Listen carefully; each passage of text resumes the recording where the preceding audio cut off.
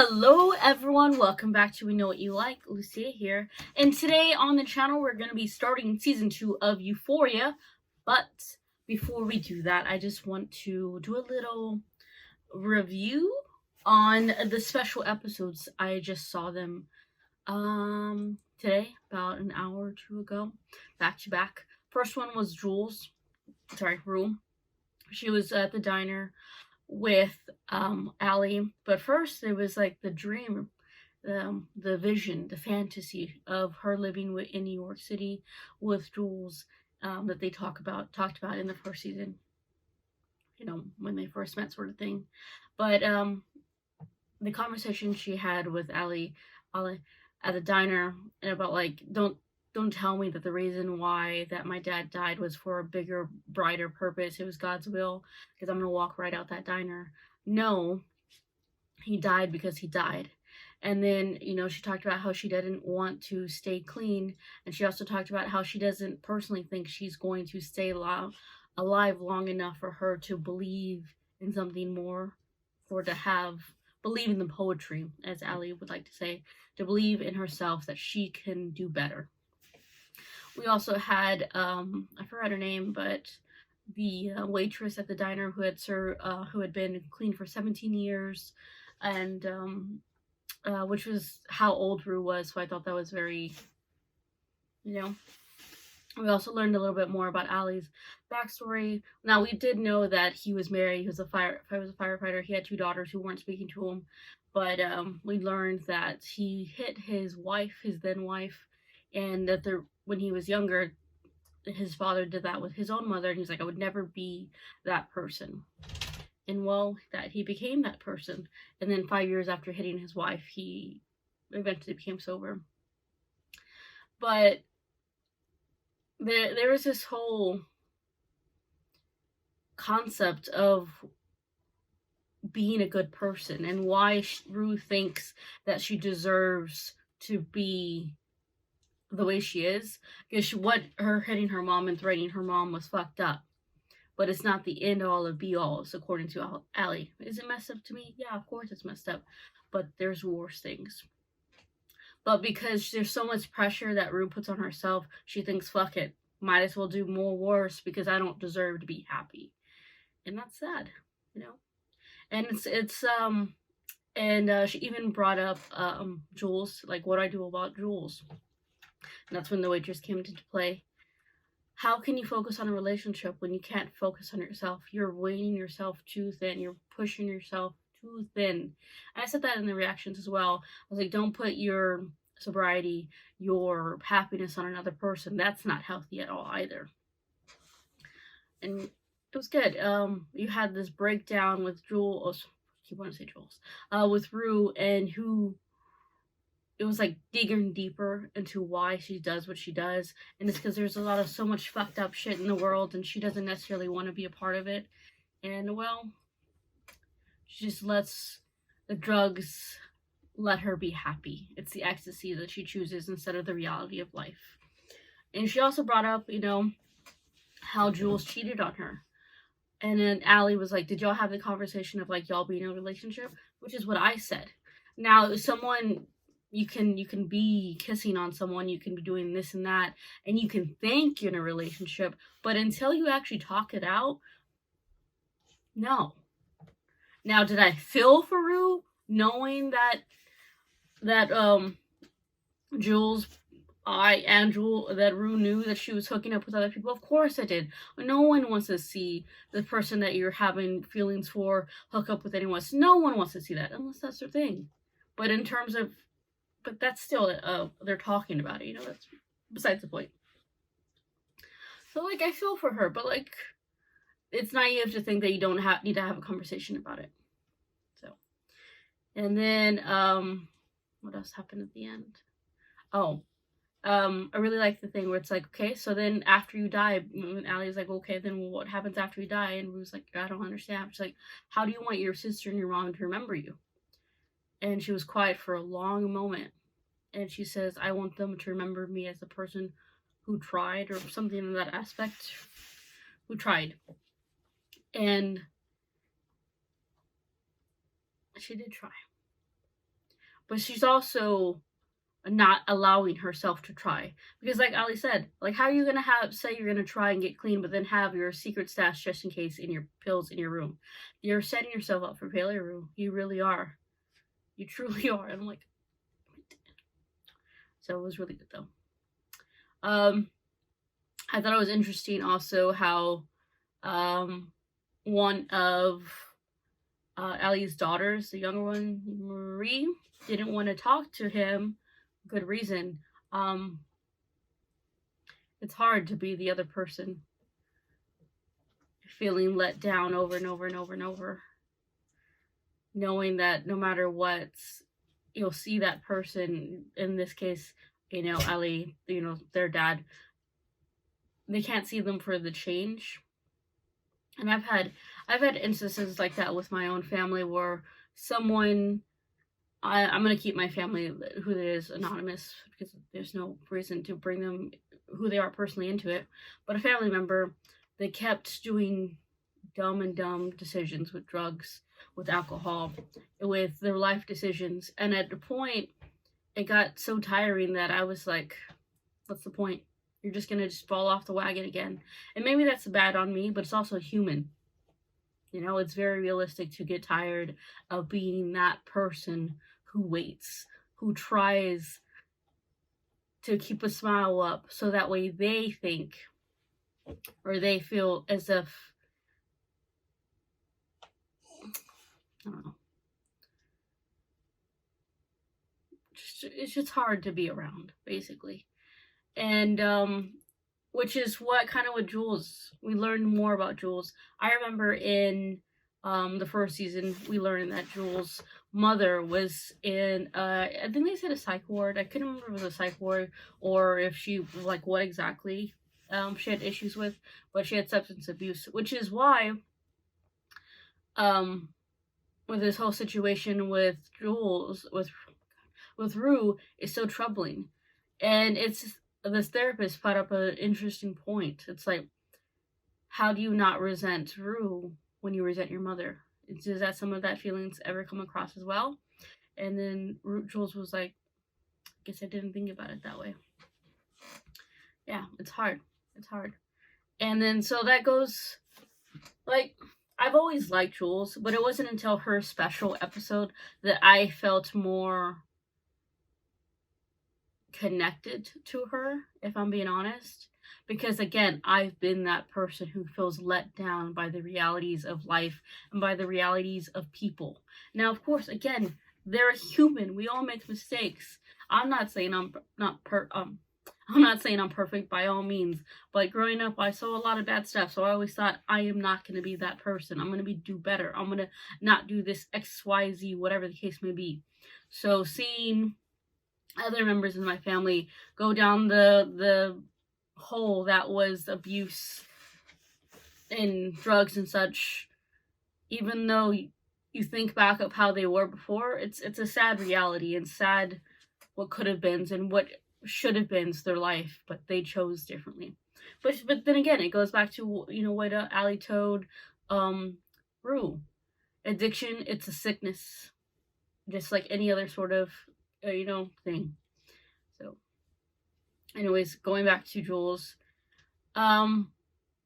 she had this fantasy life, and the thing that always pushed her away from Rue was the what if possibility of, like, what if she goes, they have a life in New York and she doesn't, and she opens up that door one day and Rue is laying on the floor. And like she said, like I said in one of the episodes, how it's unfair for Jules to feel as if Rue's sobriety is on her shoulders. That is so hard on a person.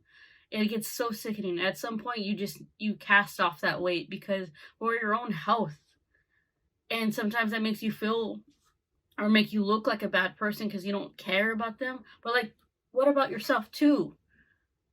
That weight is so crushing. And then we learned more about how she felt about Tyler, Shy Guy, Nate. Again, the fantasy is so much more fulfilling than real life. But it brings you back, man. It brings you back. It really does. I cried actually a little bit. I'm gonna be honest. When I watched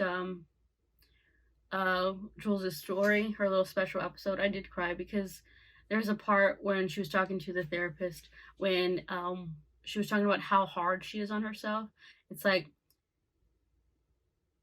but I'm paraphrasing obviously, when Jules says, if I don't self-criticize, then what's the point? And the therapist says it's weightless or freedom or so much help. She said something in that regard, and that's something I've had a problem with my whole entire life, is self-criticism. Growing up, whenever someone told me, oh, this was good or that was good about something that I did or drew or, wrote, I never believed them. It was always, I have to be better. And again, that strives from me trying to be better, not in a haha look at me sort of way, but trying to be better than other family members, because I too can go above my current situation sort of thing in life. So, and then I don't know, it kind of just, that rocky relationship I had with myself, it kind of escalated. It's gotten better, but you are your own worst critic. And the thought of not criticizing myself and just letting it go, and made me tear up. Like, I'm kind of not crying, but like tearing up now, because like I can't imagine not criticizing myself. Anyways, I went off topic, but that really touched me personally. And yeah, that part at the end with so we learned why Jules also was so fucked up with for Halloween. It was so much more than just Nate and his bitch ass. It was her mom too. And then also we had Rue come to say hi to Jules, and then she just leaves. I get it, but also that's so hard on someone. And she's just like crying and stuff. Also, give a big shout out especially to the directors and the way they did the lighting, especially in Jules' episode, where she's looking into the bedroom, or like, she's trying to go into the bathroom, and a door opens eventually, and it's another room, and like all that stuff, and the way the lighting closed out when she's in her fantasy realm. But basically, Jules, you need to have an actual conversation with Rue and be in the reality. And Rue, you need to believe in the poetry. You need to believe that you are worth more. And I'm saying that to Rue, but I'm also telling myself and anyone who's watching. I honestly don't know who is going to watch this, but that's okay, because it's very therapeutic for me to say this out loud on camera, where it's evidence. Anyways, there's so much more that I need to say, but this is already long enough, and I am going to start season 2 now, but before that, a recap. So, let's see. Rue is on drugs. What's her name? Jules had left, but I guess because of the special episode, she's now back. Fesco had to steal money. Cassie was like, I'm not gonna fall in love. Let's see what else. Lexi was like, I'm gonna go up to someone I like and want to hook up with, and I was like, who? Nate, you're still a bitch. Oh, Maddie knows about the tape, so she knows about Cal and Jules. I think that's all. That was the important people. Oh yeah, Kat and Ethan are together. That made me happy. Please give me something happy. It's really funny how I love romantic comedies. I love romance novels, but like in TV shows and the fake reality of love. But me in real life, romantic love, I'm so jaded. I don't believe it. Probably because of my childhood, but whatever. But I just think it's interesting. Probably see a therapist for that, or read about it in a Cosmo. Anyways, Yeah, there. I know this season, by the time I'm watching, is over. And let me tell you, I'm gonna be honest with you all, because I like to be honest. It was so hard to not get spoiled. With that being said, I do go on TikTok, so there's audios I have heard. So such as, because I gotta be honest, such as, Rue, when was this? Right after New Year's? You mother. So whatever that's from, I know that audio. And then there was the put your dick away. I am who I am. Whatever that audio, well, I mean, I know it's from this show, but in terms of why or what is happening, I tried so hard to not get spoiled. But I know those two audios. So now, finally, we're going to start season 2, episode 1. This one's called Trying to Get into Heaven Before They Close the Door. Well, that's not supposed to happen if you believe in the Bible. I don't know, there's different variations, isn't it? Some people close the door because they're not the right Christian or right believer. It's a whole other subject, though. Anyways, we're gonna get started right now. Fesco's grandma was a motherfucking G. Before she was in the hospital, well, not hospital, but the bed. She got a fucking gun. Hey, he did. Fesco did say he got his gun from his grandma. God's word, God's will. Who the fuck brings a kid to a drug jail? He ain't Look out, man. asshole. He's my partner. This fucking kid. He's eating fucking cigarettes. Now you're fucking one of us, right? What are you, a little fucking ashtray? Fucking living your best life in the fucking jacuzzi here. No wonder he got his nickname. Ow. And however hard he thought life was, it got harder and more complicated. Love that shirt, bro. Because the more you move up in the world, the more enemies you make. He wondered Like how this his grandma bitch. would deal with someone like Nate. Just beat his ass and kill him. He'd go to Kid's a war. hard motherfucker. I hope not. You can't underestimate him.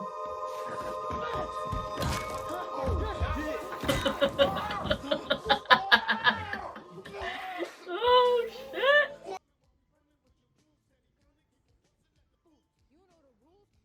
Yo, I don't think Ashtray likes Rue. He probably thinks she's kind of pathetic, if I'm being honest, and probably sees her as a weakness for Fesco. Fam, Rue.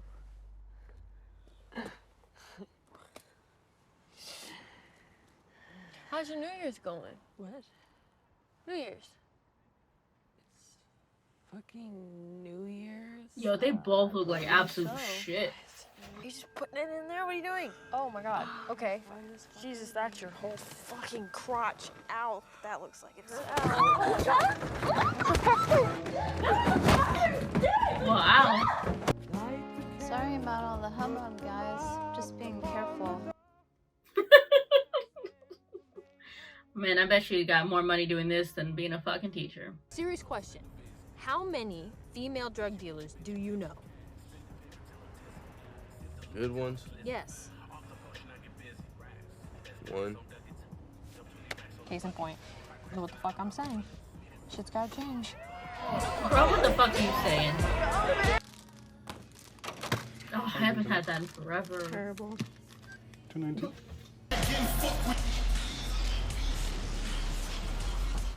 That's a fucking Trump. That better not be fucking Nate. Are you still with McKay? No, What happened? we broke up Why? Clearly. because we were in different places. Yeah, it's the I same can shit expect with that. me and Maddie. But you're like a relationship kind of girl, right? Trying not to be. Don't tell him that. He's gonna wanna fuck you. I didn't mean it like that. Bro, look at the fucking robe! I hate this. I hate this. Why are you so... Why are people like this? My sister got into a really big car accident because someone ran a light and she literally almost fucking died. I can't stand this. Oh man, you're thrilling her, man. You're thrilling her. Yo, she's liking this. You dumb ass. Why? Why? Why must you hurt yourself like this, Cassie? Huh? Yo, he looked at her like this in the first season. I remember at that the 4th of July cook-off, whatever the fuck it was. Focus on yourself. Focus on your blooming. Your own. Hurry the fuck up. Cassie, that's annoying. God, y'all are broken up. Get over it. Son of a bitch! I guess she actually had to pee.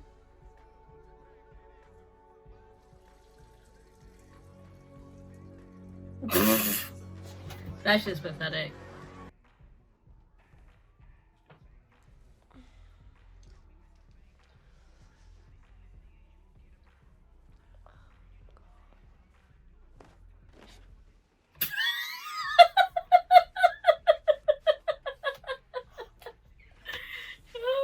I'm not saying that's what she gets, but like.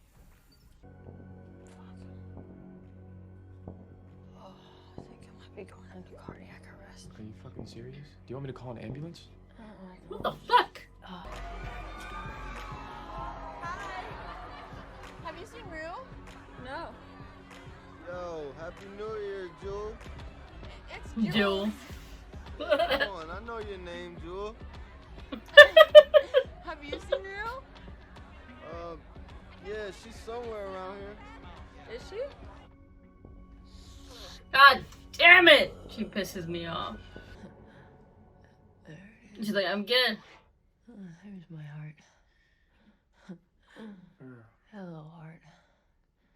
Thought I lost you. If you really if you really wanted to die, then what the fuck, man? I don't get her I'm sometimes. not sure it's a good thing we met. You like not believe in God? No, I don't.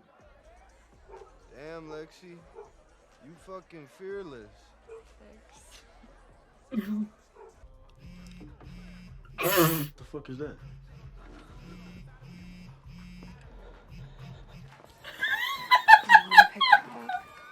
Why the fuck didn't you look?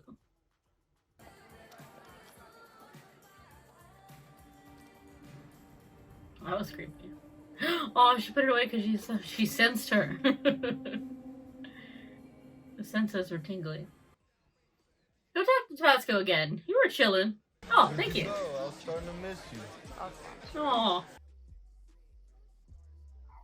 I don't know if I'm a good person. Bro, mistakes happen. You know, you're drunk. Mistakes happen. You making out with bitch ass Alright. when you're drunk. Alright. As much as I don't like it, it's fine. You know?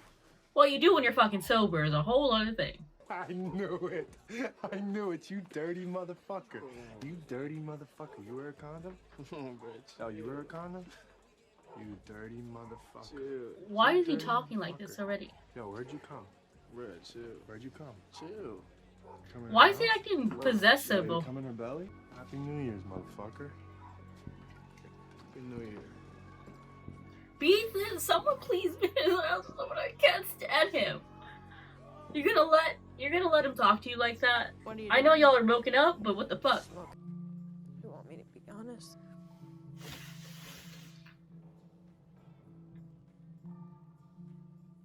Yeah. You don't need this shit in your life. Oh shit, what are you gonna do? He told Astray to get ready. Oh shit.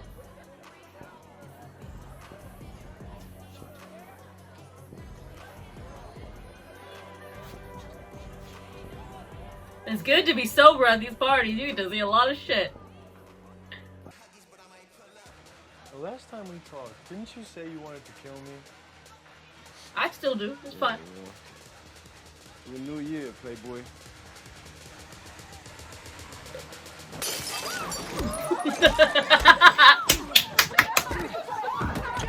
Yes! Oh, I've been waiting for this. Satisfaction is immense. What? Cassie, why were you the first one to go to him? This is so satisfying. Let's go, let's go! I would have laughed. Well, okay, everyone. That was season 2, episode 1. I'm just gonna bring it up because that was the last thing I saw before the episode ended. But Nate got his shit ripped. Ooh. Ooh. Also, Cassie, you literally the first one up to him. You know what that tells me? That means you're gonna fucking fuck him. I don't know if they technically had sex before. They could have just been finally. Anyways, that means you're gonna be in a relationship with him where you put your whole soul, heart, body, bosom, ass, whatever on the line, and he's gonna use you because that's what kind of fucking dick he is. Lexi and Fesco, that's cute. I was wondering if they knew each other in the first season, actually, because, you know, like, he was, you know, her bruised drug dealer. That's best friend. I was wondering. I'm gonna be honest. Like they said in the special episode for Rue, just because you want something or love it doesn't mean it's good for you. Jules, she's not good for you. I understand it's love. I understand all that, but like, no. Also, Lady Lori. I guess they got drug runners. You know, Ash and Fesco, they're drug runners now. And also, the way Rue was talking is like, oh, you know, there needs to be more lady drug dealers or some shit like that. You better not be thinking of anything like that, man. You better not fucking be thinking anything. Also, we got some history with Fesco and his grandmother and how Ash came in the picture. Collateral damage, and the lady never came and picked him up. What the fuck? Also, it's very taboo for you to be hooking up with your best friend's ex, guy, girl, whatever, all around. That's so taboo. Again, what you do while you're drunk is shitty, but it's shitty, you know, it is. I think it's even shittier considering I think she deserves better and I fucking hate Nate, but it's even worse when you're sober. If you do it while you're sober, it's fucking shit, man, you know?